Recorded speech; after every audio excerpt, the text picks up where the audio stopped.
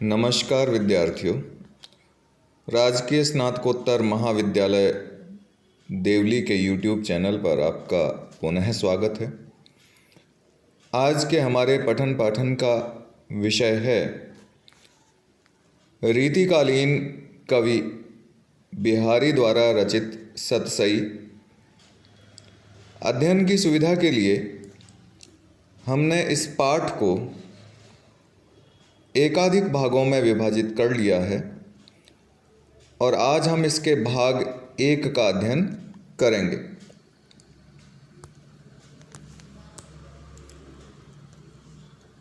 आज अध्ययन के लिए हमने 4 दोहे लिए हैं, जिसमें से 2 दोहे आपको स्क्रीन पर दिखाई दे रहे हैं। सर्वप्रथम इनका सस्वर वाचन, तत्पश्चात कठिन शब्द, फिर अर्थ व भावार्थ और अंत में विशेष टिप्पणी। तो सर्वप्रथम इनका सस्वर वाचन करते हैं। प्रथम दोहा मंगलाचरण का है, जो राधा और कृष्ण को समर्पित है। मेरी भव बाधा हरौ राधा नागरि सोय, जातन की झाई परे श्याम हरित दुति होई। मेरी भव बाधा हरौ राधा नागरि सोय, जातन की झाई परें श्याम हरित दुति होई। मोर मुकुट की चंद्रिकनु यौ राजत नंद नंद, मनु शशि शेखर की अकस किय शेखर सतचंद। मोर मुकुट की चंद्रिकनु यौ राजत नंद नंद, मनु शशि शेखर की अकस किय शेखर सतचंद। तंत्री नाद कवित्तरस सरस राग रतिरंग, अन बूढ़े बूढ़े तरे जे बूढ़े सब अंग। तंत्री नाद कवित्तरस सरस राग रतिरंग, अन बूढ़े बूढ़े तरे जे बूढ़े सब अंग। कीने हूँ कोरिक जतन अब कहीं काढ़े कौन, भोमन मोहन रूप मिली पानी मैं को लौनु। कीने हूँ कोरिक जतन अब कहीं काढ़े कौन, भोमन मोहन रूप मिली पानी मैं को लौनु। ये 4 दोहे थे। आइए अब सस्वर वाचन के पश्चात प्रसंग का अध्ययन कर लिया जाए। कवि हैं बिहारी, रीतिकाल के प्रसिद्धतम कवियों में से एक। ग्रंथ है बिहारी सतसई, बिहारी द्वारा रचित सतसई। ग्रंथ का नाम सतसई है, लेकिन चूंकि बिहारी द्वारा रचित है इसलिए इसे बिहारी सतसई बोला जाता है। संदर्भ प्रत्येक दोहे का अलग होगा, क्योंकि ये मुक्तक काव्य है, इसलिए प्रत्येक दोहे का संदर्भ अलग है। तो प्रथम दोहा राधा जी की स्तुति करते हुए मंगलाचरण है। द्वितीय दोहे में श्री कृष्ण की अलंकृत रूप शोभा का वर्णन है, और तृतीय दोहे में कलाओं को जीवन का सार तत्व माना गया है, एवं चौथे दोहे में श्री कृष्ण में अनुरक्त एक गोपी की मनोदशा का वर्णन कवि द्वारा किया गया है। आइए अब इससे संबंधित कठिन शब्दों का अर्थ जान लेते हैं। भवबाधा शब्द आया है, इसका अर्थ है संसार के विघ्न, दुख, दारिद्र्य और अनेक प्रकार की चिंताएं जो बाधा रूप में उपस्थित होकर संसार के मनुष्यों को किसी अच्छे या उत्तम अभिष्ट का एकाग्रता पूर्वक साधन नहीं करने देती हैं, उसमें बाधा उपस्थित करती हैं, वो सब भव बाधा के अंतर्गत आ जाती हैं। दूसरा शब्द झाई। श्लेष अलंकार के कारण यहाँ इसके 3 अर्थ उपस्थित हो गए हैं। पहला परछाई, अथवा आभा, दूसरा झांकी अथवा झलक और तीसरा ध्यान। इसी प्रकार परय शब्द के भी 3 अर्थ हो गए हैं, तन पर पड़ने से, दृष्टि में पड़ने से और हृदय में पड़ने से। श्याम के भी 3 अर्थ हो गए हैं, श्याम वर्ण वाले श्री कृष्णचंद्र और साधारण श्री कृष्णचंद्र, और तृतीय काले रंग वाला पदार्थ अर्थात कल्मश, पातक या दुख, दरिद्रता इत्यादि को कहा गया है। हरित द्युति का भी प्रकारांतर से 3 अर्थ लिए जाएंगे, हरे रंग वाला, फिर हरा भरा अथवा प्रसन्न वदन, और तीसरा गत द्युति हतप्रभ अथवा तेजहीन या भयंकरता रहित भी इसका लिया जा सकता है। दूसरा दोहा लेते हैं, मोर मुकुट की चंद्रिकनु। तो चंद्रिकनु जो शब्द है, मोर मुकुट सब जानते हैं, मोर सब जानते हैं, मुकुट सब जानते हैं। चंद्रिकनु का अर्थ है चंद्रिकाओं से। आपने देखा होगा मोर के पंखों में चंद्राकार चमकीले चिन्ह होते हैं, उन्हें चंद्रक कहते हैं। तो चंद्रक से ही चंद्रिकनु हो गया। नंद, नंद का अर्थ है नंद के पुत्र अर्थात श्री कृष्णचंद्र। शशि शेखर, यहाँ महादेव अथवा शिव को कहा गया है क्योंकि उनके मस्तक पर चंद्रमा विद्यमान रहता है। अकस शब्द यहाँ विशेष है। आमतौर से अरबी में अक्स शब्द आता है, लेकिन यहाँ इसका मुख्य अर्थ उल्टा है। इसे प्रतिस्पर्धा अथवा वैर के अर्थ में लिया गया है। सत का अर्थ शत अथवा 100 है और चंद का अर्थ चंद्रमा है ही। इसके बाद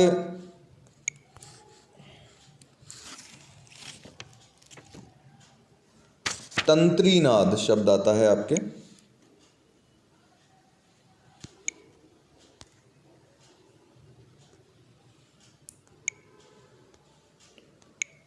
तंत्रीनाद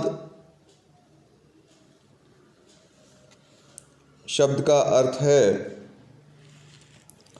वीणा इत्यादि का मधुर स्वर। कवित्तरस, कवित्तरस का अर्थ है काव्य का स्वाद। सरस राग का अर्थ है रसीला स्नेह अथवा रसीला गाना। रतिरंग से अर्थ लिया गया है प्रीति अथवा प्रेम का या स्त्री के संग का आनंद। अनबूढ़े शब्द का अर्थ है कि ऐसे लोग जो वीणा इत्यादि के मधुर स्वर में हाथ तो डालते हैं, मतलब सीखने की कोशिश तो करते हैं, रस लेने की कोशिश तो करते हैं, पर उसमें डूबे नहीं है। आधे बूढ़े हुए, आधे डूबे हुए। बूढ़े का अर्थ निमग्न अथवा डूबे हुए से है। तरे का अर्थ बन गए अथवा श्रेष्ठ से है। और सब अंग का अर्थ पूर्ण रीति से अथवा सर्वांग से लिया गया है। दूसरा जो बूढ़े आया है वह निमग्न हो गए अथवा लिप्त हो गए के अर्थ में आया है।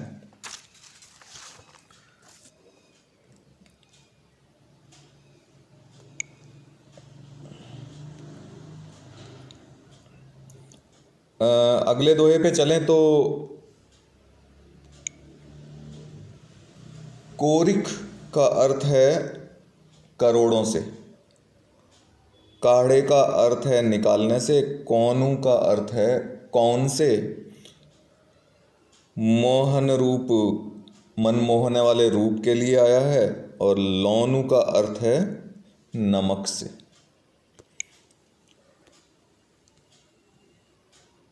अब आइए इसके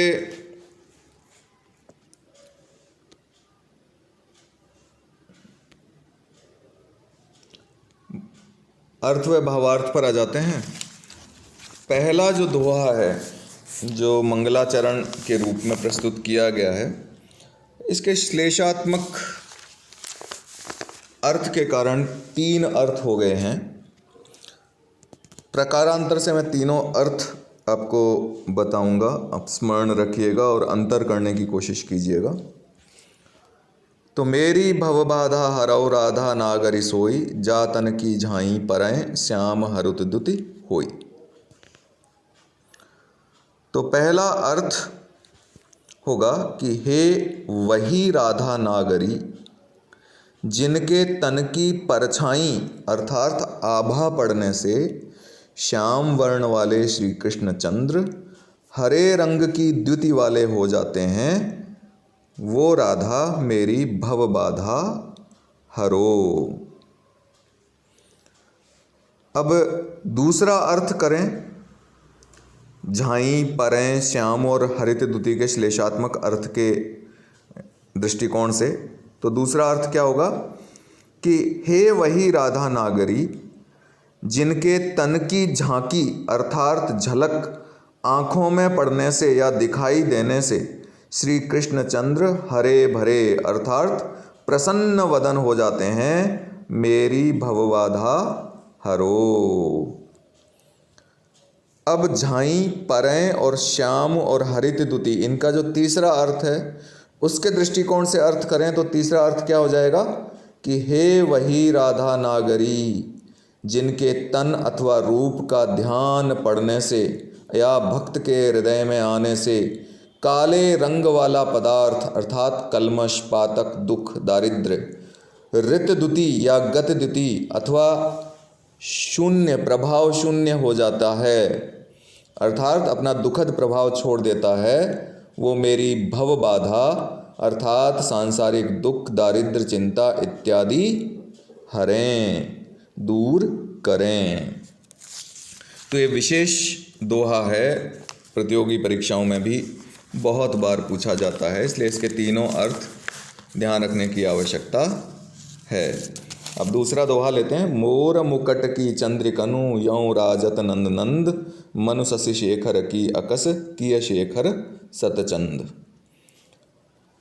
सखी जो है वो नायिका से मयूर मुकुटधारी श्री कृष्णचंद्र की शोभा का वर्णन करके उसके चित्त में अद्भुत शोभा को देखने की लालसा उत्पन्न करना चाहती है और उसका श्री कृष्ण के साथ अभिसार कराना चाहती है। और क्या कहती है कि मोर मुकुट की चंद्रिकाओं से श्री कृष्ण चंद्र ऐसे विराजमान हैं अथवा सुशोभित हैं मानो शशि शेखर महादेव से प्रतिस्पर्धा किए हुए हैं, और इस प्रतिस्पर्धा में उन्होंने इसी उद्देश्य से अपने मस्तक पर 100 चंद्रमा सुशोभित कर रखे हैं।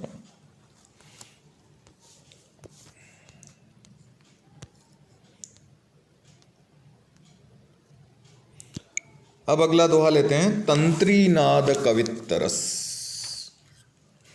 सरस राग रतिरंग, अन बूढ़े बूढ़े तरे जे बूढ़े सब अंग। तो कवि की प्रास्ताविक उक्ति है, कवि का मानना है कि तंत्री नाद वीणा इत्यादि का मधुर स्वर, काव्य का स्वाद, रसीला स्नेह अथवा रसीला गाना और प्रीति प्रेम अथवा स्त्री के संग का आनंद, ये 4 चीज़ें हो गई। तंत्रीनाद, कवित्रस, सरस राग तथा रति रंग में जो अधबूढ़े हैं वे तो नष्ट हो गए, पर वो जो पूर्ण रीति से बूढ़े या प्रविष्ट हुए वे तर गए, सुधर गए। कवि का तात्पर्य है कि तंत्रीनाद इत्यादि पदार्थ ऐसे हैं, कलाएं ऐसी हैं जिनमें बिना पूर्ण रीति से प्रविष्ट हुए कोई आनंद नहीं मिलता। यदि इनमें पढ़ना हो तो पूर्णतः पढ़ो, नहीं तो इनसे दूर ही रहो। अगला दोहा लेते हैं। कीने हूँ कोरिक जतन, अब कहीं काढ़ है कौन, भोमन मोहन रूप मिली, पानी मैं को लौनू। बिहारी इस दोहे में एक गोपिका की मनोदशा का चित्रण कर रहे हैं। गोपिका श्री कृष्ण के सौंदर्य से वशीभूत है और वशीभूत होकर अपने मन की तल्लीन स्थिति का चित्रण करती हुई कह रही है। क्या कह रही है कि मेरा मन श्री कृष्ण के मोहक रूप में इस प्रकार मिल गया है कि जिस प्रकार पानी में नमक मिल जाता है। पानी में मिले हुए नमक को अनेक उपायों के द्वारा भी निकाला या अलग नहीं किया जा सकता। उसी प्रकार श्री कृष्ण के रूप लावण्य में आसक्त मेरे मन को करोड़ों उपाय करके भी अब एक क्षण के लिए भी विलग नहीं किया जा सकता, क्योंकि वह श्री कृष्ण के मोहक रूप में इस प्रकार मिल गया है जिस प्रकार पानी में नमक मिल जाता है। आइए अब इसकी विशेष बातों पर ध्यान देते हैं। प्रथम दोहे के संदर्भ में हम लिख सकते हैं कि मंगलाचरण दोहे में राधा और कृष्ण के श्रृंगारिक युगल स्वरूप का उल्लेख किया गया है